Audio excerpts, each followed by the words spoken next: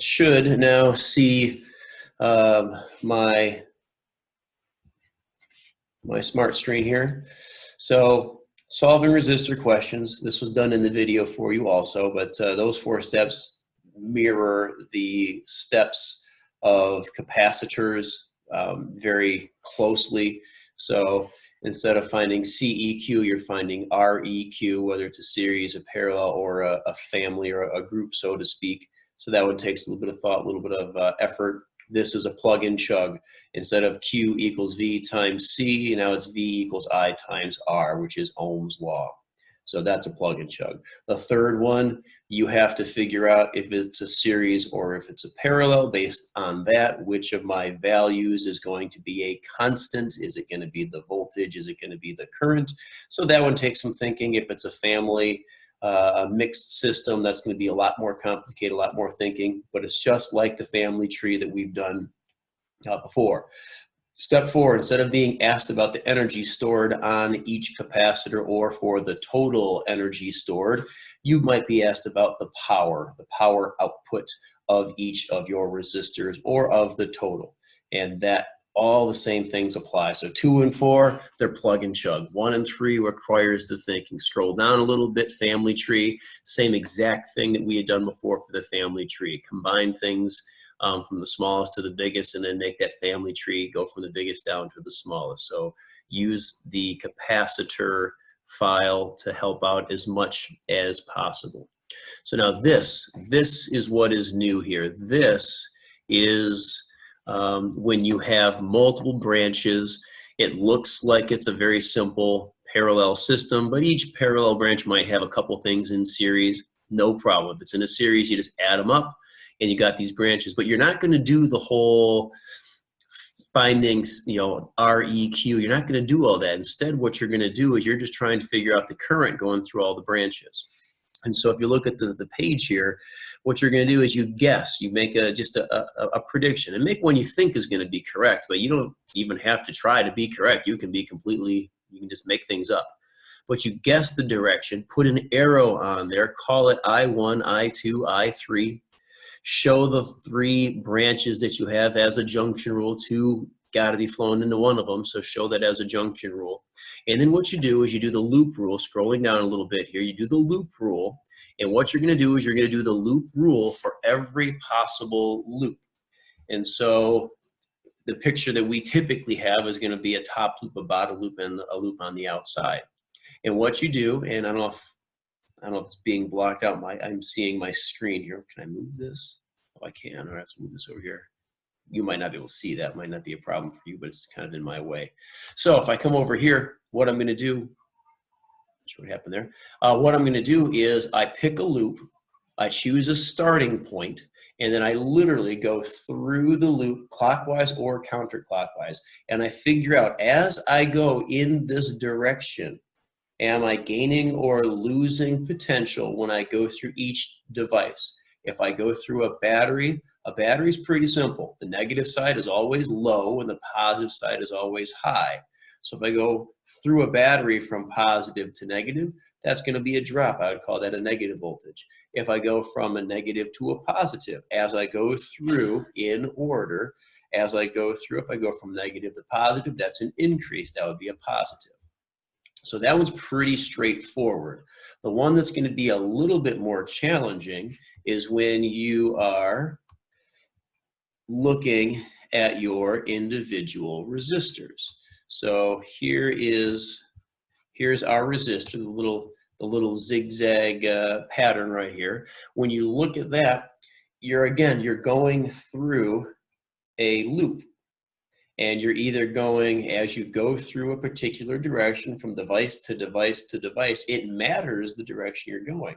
Because maybe you're going with the current. If I go with the current, I always use water as an analogy, but same thing with charge. As I go with current, I'm flowing downhill, down in energy. So if I go through my system here, if I go with the current through a resistor, that's going to be a negative V. And we use Ohm's law, V equals I times R. So that'll be negative IR. If I happen to be going through my system and I find that I am actually going against the current, that's not a problem at all. I know I'm going against the current. If I go through a resistor against the current, that means I'm going uphill. That's going to be a gain in my voltage. I'm going from a low location to a high location. That would be a positive. So that's where I come down here, and I have it spelled out for us. If you're going with the current through a resistor, you're going to have a loss, negative IR. If you're going against the current as you go through and analyze that loop, if you're going against the current, that's going to be a gain. And the next page, this is where we had our sample here. So if I gotta move some stuff out of the way so we can see what's going on here. So if I take a look, so here is an example. It's, technically it's, it's got 2 batteries in it. So you might make the argument, oh, it's pretty complicated, but it looks pretty simple, pretty straightforward. And so you'll notice I've got a red dot, I've got a green dot, and I've got a blue dot, and I've color coded the top loop. So right here, watching my cursor, there's the top loop. The bottom loop in green is right down here. And the outside loop would be all along the outside. Say, Mr. Miller, you can't do the outside loop because you're going against the current. Loop rule doesn't care about current. Loop rule simply says, if you go all the way around a loop, you have to have a total voltage of 0. Anything you gain, you got to use. Anything you use, you have to have gained somewhere along the way. Pardon me. So in red, top loop, I start right here and I look. I3 and I2 are both kind of going together. So I go in a counterclockwise direction because it makes sense. This is the negative side of my battery. This is the positive side. So I'm increasing. I'm going to a higher location. That's a positive, hence positive 6 right there. I go through this resistor with the current. I'm flowing downhill. That's going to be a loss of voltage, which makes sense. I get 6 volts here. I'm going to use it up along the way. So 2 ohms, my current is I3, and I'm going with the current. So it's a drop, negative 2 I3. That is the voltage that I lose.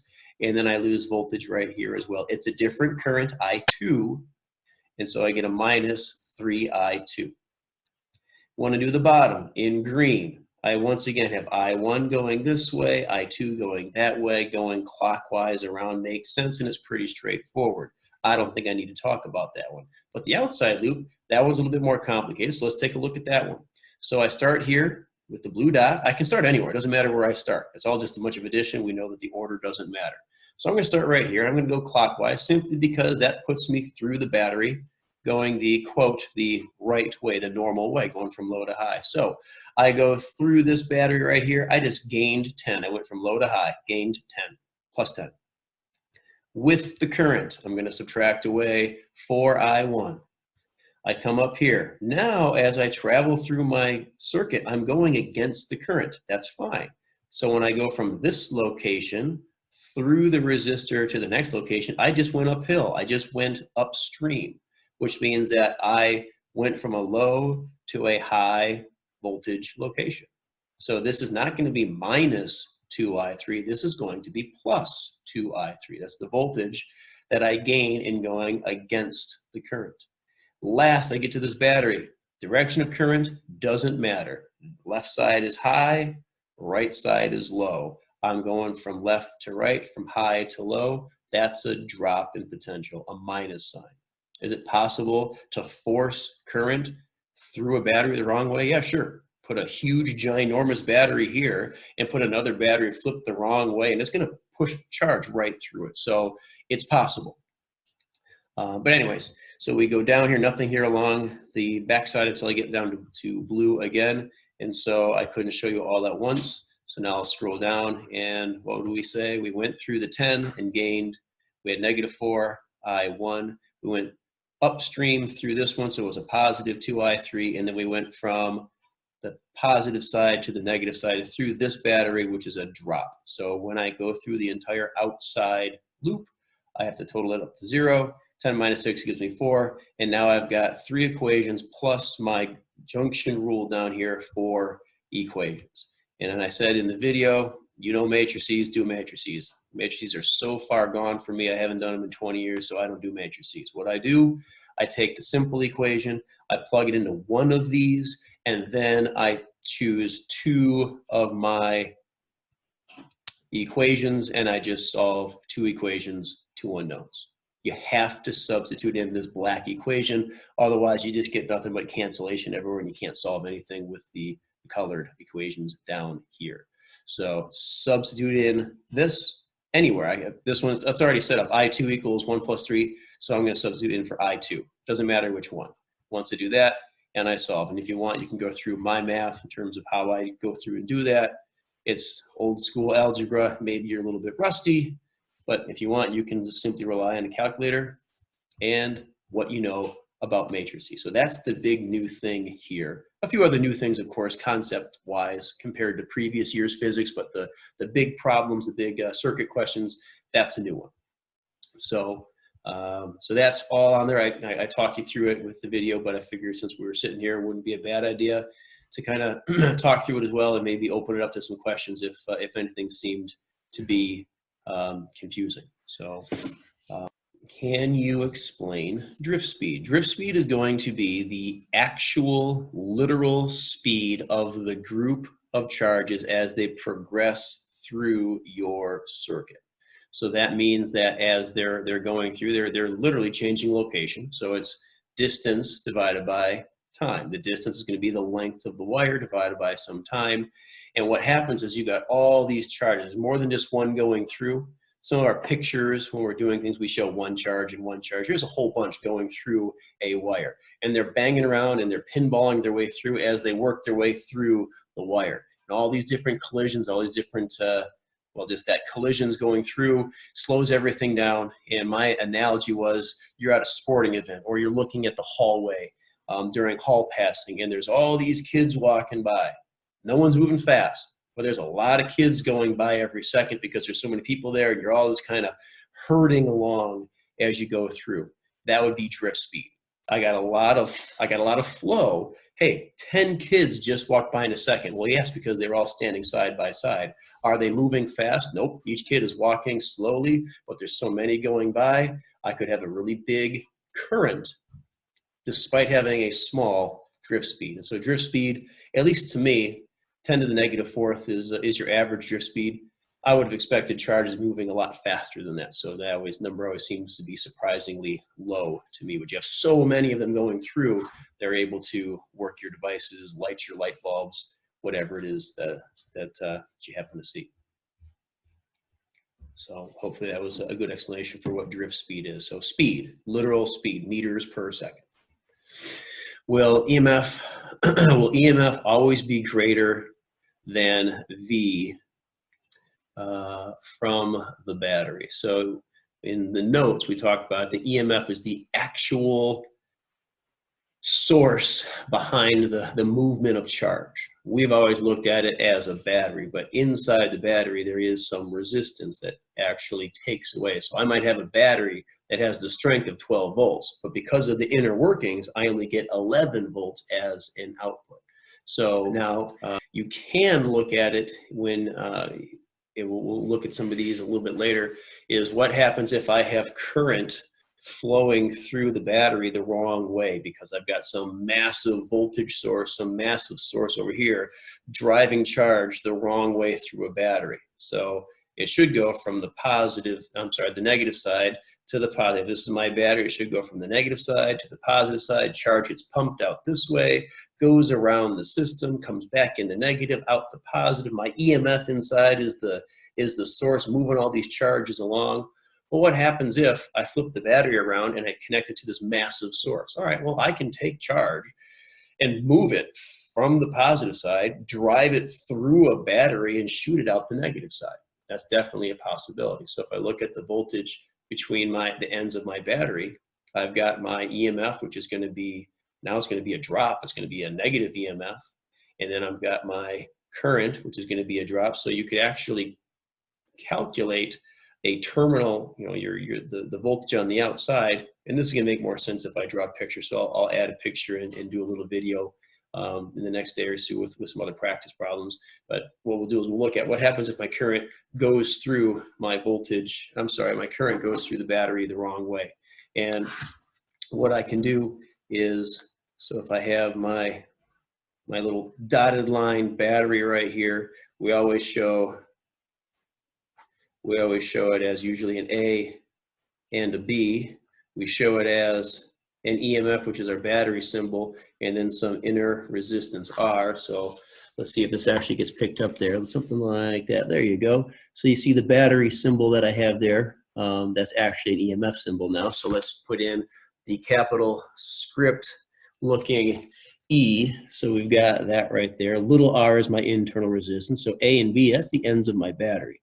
And so usually what is happening is our current is going in this direction. There we go. So that means that as we go from, let's see if I can do this here, we go from B, we go with the current. So remember, going with the current is a drop in potential. So there's going to be a negative voltage. Going from negative side to positive, there's a positive voltage. So if I have, let's pick some numbers here. Let's say I have a current of something simple, like the number 2. Let's say I have an inner resistance of another simple number that's not the number 2. Let's go with the number 3. And let's say that my EMF is, let's pick a nice simple number. Let's go 16 volts. So now what I have here is, as we go through, I can figure out the voltage that is going to be used up by that resistor right there. I times R gives me 6. And since I'm going with the current, that's going to be a negative 6. This goes from negative to positive, so my EMF gives me positive 16. And so what I end up with is 16 from my EMF minus the 3 times the 2, which means that this battery would give me an output of only 10 volts, even though it has a power source inside, the ability of giving me 16 volts. The inner workings are only giving me 10 volts. If we have something going on here and I have current going in the other direction, so I'm going to scribble out this arrow here. What happens if current is forced through in the other direction? Okay, I am going to go from A to B. I go from the high point of my EMF to the low point of my EMF. So when I go that way, that's going to be a drop in 16. Now, as I go through my resistor, where's my pointer at? There it is. As I go through my resistor, current is going, in our picture, it is now going from left to right. Left to right, yeah, I'm looking at it like backwards twice, so it's correct. So from the left side to the right, it's going this way. So that takes me from high to low, which is why I get the negative, it's hard to point here, why I get the negative 16. But then as I go through, I'm going through the resistor with the current. So with the current is going to be a drop, which is going to be another negative. So negative 3 times 2 is a negative 6. So I end up with my negative 3 times 2 here. And so it's possible to get a terminal voltage. Terminal voltage is a fancy way of saying, what does the ends of my battery, what reading do I get? It's a negative 22. So, well, it's bigger than the actual EMF. Well, it's because current is being forced through. So think about it. If I force current through the wrong way, think about what's taking away voltage. My battery, my EMF right here, since I'm going the wrong way through it, this is offering up a bunch of resistance. This is taking away a bunch of voltage, 16 volts. I'm going through the battery. The battery has resistance. No matter which way I go through it, it's resistance. It has resistance. So when I force charge through the battery the wrong way, I actually have to oppose a battery. Then I have to go through the resistance, and I get these two values actually combining to give me one larger total. Negative and negative gives me one really, really big negative. So the original question was, can you have V bigger than your EMF? The answer is technically yes, if you force charge through the wrong way. If I am using my battery in a normal way where I'm not having some secondary source driving charge through the incorrect way, then with a battery being used properly, the answer would be no. EMF is always going to be bigger than the terminal voltage. But as soon as you put a battery in the wrong way, your voltage on the outside might actually read higher than what the EMF is. Because if you think about it, the EMF, when current is driven through the wrong way, the EMF isn't a part of the solution. It's not pushing charge through. It's actually opposing the overall flow. So it actually behaves kind of like a resistor. Hopefully that made sense. Going old school with a little sheet of paper there.